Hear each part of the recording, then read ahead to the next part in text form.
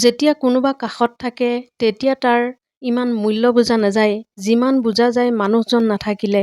নিজক আন কাৰোবাৰ লগত তুলনা কৰা বন্ধ কৰা, নিজৰ যি আছে তাতেই সন্তুষ্ট থাকা, তেতিয়া তুমি সুখী থাকিবা। কোনোবাই তোমাক বেয়া ভাবিলে মন বেয়া নকৰিবা, কাৰণ এজন মানুহ সকলোৰে প্ৰিয় হ'ব নোৱাৰে। মানুহ যিমান জল্দি অতীত পাহৰিব পাৰে সিমান জল্দি সুখী হ'ব পাৰে। জীৱনত কিমান দামী দামী ৰেষ্টুৰেণ্টত দামী দামী খাদ্য খালোঁ, কিন্তু মাৰ হাতৰ বনোৱা খাদ্য সোৱাদ ক'তো নাপালোঁ। মানুহে চিধা পথত যাবলৈ নিবিচাৰে আৰু বেকা পথ যাবলৈ সকলোৰে আগ্ৰহ বেছি। সেইকাৰণে মদ বিক্ৰী কৰিবলৈ কাৰো কাষত যাব নালাগে, কিন্তু গাখীৰ বিক্ৰী কৰিবলৈ বজাৰত যাব লাগে। পৃথিৱীত সকলোতকৈ সৌভাগ্য সেই মানুহজন যি দুখ লুকুৱাই। তেওঁৰ দুখ কষ্ট খং অভিমান কেতিয়াও আপোন মানুহবোৰে বুজিব নোৱাৰে। নিজৰ একান্ত ব্যক্তিগত কথাবোৰ কোৱা ঠিক নহয়, কাৰণ কাজিয়াৰ সময়ত আপোনাৰ খুব কাষৰ মানুহবোৰেই সেই কথাবোৰ কৈ আপোনাক ক্ষতি কৰিব। সুন্দৰ হোৱাৰ কাৰণে বহুত অপেক্ষাৰ প্ৰয়োজন। অপেক্ষা কৰা, বিশ্বাস ৰাখা, শেষত সেইটোৱে সুন্দৰ হ'ব। যিয়েই থাকিব বিচাৰে তেওঁক ভঙা বজাত ৰাখিলেও থাকিব, আৰু যিয়েই থাকিব নিবিচাৰে তেওঁক ৫ তলাৰ ওপৰত ৰাখিলেও নাথাকে। জীৱনত কেতিয়াও নিজৰ গুণক লৈ অহংকাৰ নকৰিব, কাৰণ পাথৰ যেতিয়া পানীত পৰে তেতিয়া তাৰ নিজৰ ওজনৰ কাৰণে ডুবি যায়। যাক দেখিলে তোমাৰ ঘিণ লাগে তেওঁক হয়তো কোনোবা নহয় কোনোবাই ভাল পায়, কাৰণ পৃথিৱীখনটো সকলোৰে, অকল তোমাৰ নহয়। সম্পৰ্ক যদি ভাৱনাৰ লগত মিলি যায় তেন্তে ভঙা সহজ নহয়, আৰু যদি সেইটো স্বাৰ্থৰ লগত মিলি যায় তেনেহ'লে ভালে ৰখা সহজ নহয়।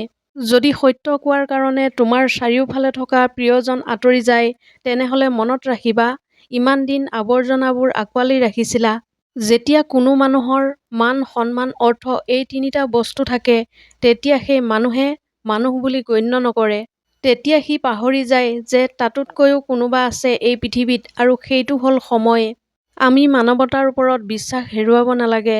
মানৱতা সাগৰৰ দৰে, যদি কেইটোপালমান সাগৰৰ পানী লেতেৰা হয় সম্পূৰ্ণ সাগৰখন লেতেৰা হৈ নাযায়। সাজ-পোছাকে মানুহক ভদ্ৰ কৰি গঢ়ি নুতুলে, সৎ চিন্তা আৰু সৎ শিক্ষাৰ দ্বাৰাহে এজন প্ৰকৃত ভদ্ৰলোক হ'ব পাৰি। ধন সম্পদক লৈ অহংকাৰ নকৰিবা। মৃত্যুৰ দিনা এখন বগা কাপোৰেৰে ঢাকি থব, যিটো সাধাৰণতে ধনী দুখীয়া সকলোৰে একেই। শক্তি থাকিলেও যিদিনা ICUত সোমাবা সেইদিনা জীৱনটো আছে নে নাই চাবলৈ মেচিনৰ প্ৰয়োজন হ'ব। নিজ ইচ্ছামতে আঙুলি এটাও লৰচৰ কৰিব নোৱাৰিবা। ৰূপক লৈ অহংকাৰ নকৰিবা। মৃত্যুৰ দিনা তোমাক চাব যোৱা মানুহবোৰেও গা ধুইহে ঘৰত সোমাব। জ্যেষ্ঠসকলক সন্মান কৰিবলৈ শিকা যেতিয়া তুমি যুৱক। দুৰ্বলসকলক মৰম কৰিবলৈ শিকা যেতিয়া তুমি শক্তিশালী। ভুলবোৰক বুজিব শিকা যেতিয়া তুমি শুদ্ধ, কাৰণ ভুল এদিন তোমাৰো হ'ব পাৰে। জীৱনৰ বাবে আটাইতকৈ মূল্যৱান বস্তুটোৱে হৈছে বিশ্বাস, যাক পাবলৈ বহু সময় লাগে কিন্তু হেৰুৱাবলৈ ১ ছেকেণ্ড সময় নালাগে। হেৰাই যোৱা সূৰ্যক ১২ ঘণ্টাৰ পিছত উভতাই পোৱা যায়, কিন্তু হেৰাই যোৱা বিশ্বাস চিৰজীৱন অপেক্ষা কৰিলেও উভতাই পোৱা নাযায়। সাধাৰণতে বিশ্বাসঘাতকতা সেই মানুহবোৰেই কৰে যিবোৰৰ মুখত অনবৰতে মাত্ৰ এটা কথাই থাকে, প্লিজ বিশ্বাস কৰা না। চিতাই মৃত মানুহক জ্বলায়, কিন্তু চিন্তাই জীয়াই থকা মানুহক জ্বলায়। চিতাই মানুহক এদিন জ্বলায়, কিন্তু চিন্তাই মানুহক সদায় জ্বলায়। চিতাই মানুহক মুক্তি দিয়ে, কিন্তু চিন্তাই মানুহক জীয়াই জীয়াই খুলি খায়। ক'বলৈ গ'লে চিন্তা আৰু আশাবোৰ লৈয়েতো আমি জীয়াই আছোঁ।